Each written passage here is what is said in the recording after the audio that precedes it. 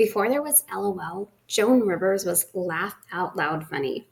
Joan Rivers paved the way for every female comedian today, and she left a lasting impression on the industry. Many female comedians came after Rivers: Sarah Silverman, Amy Schumer, Ellie Wong, Chelsea Handler, and Tiffany Haddish, just to name a few.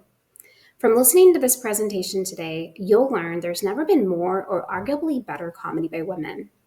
The authors that I'm going to reference have either interviewed these comedians or written articles on reputable sites.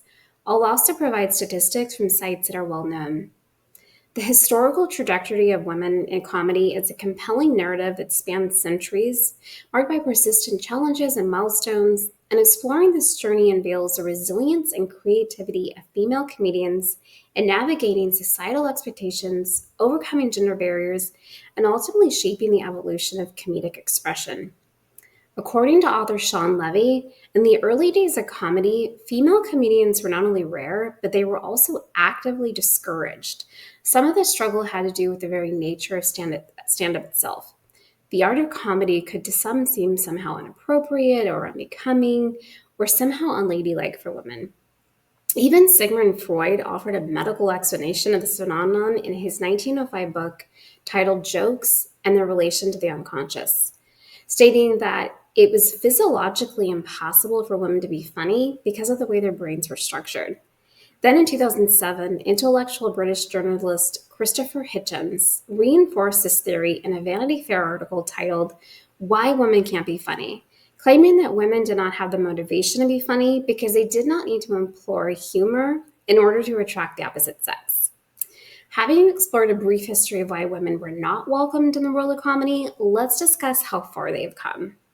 So let's let the numbers speak for themselves.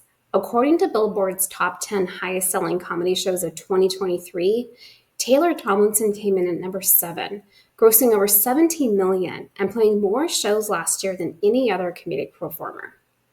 And the New York Times Best Comedy of 2023 lists many female comedians. For example, Best Breakthrough went to Beth Stelling. April Clark and Grace Freud of Girl God received Best New Double Act. Best Canadian Newcomer went to Sophie Buttle. Best Buffoon went to Diana Morgan. And Best Gen Z Surrealist went to Savannah Moss. This list included an almost even amount of recognition for women as it did for men, which is pretty impressive. One other thing I wanted to share when it comes to the success of female comedians are a few of the books that I own.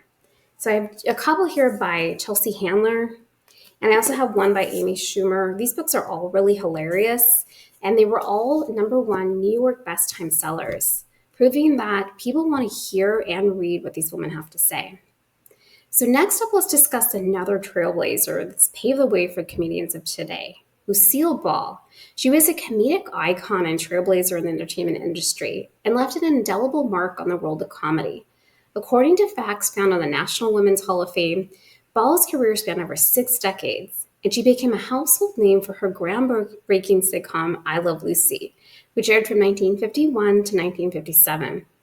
Ball played Lucy Ricardo, showcasing her impeccable comedic timing and physical comedy abilities. Beyond her on-screen success, Ball shattered gender barriers by becoming the first woman to head a major television production company, Desilu Productions, alongside her then-husband, Desi Arnaz. Her legacy extends far beyond laughter as she paved the way for future generations of female comedians. The evolving landscape of comedy reflects a dynamic shift in societal attitudes towards gender roles and an exploration of the culture of female comedians not only unveils the unique challenges they face within the male-dominated industry, but also highlights their significant contributions in reshaping humor, challenging stereotypes, and fostering a more inclusive and diverse comedic landscape.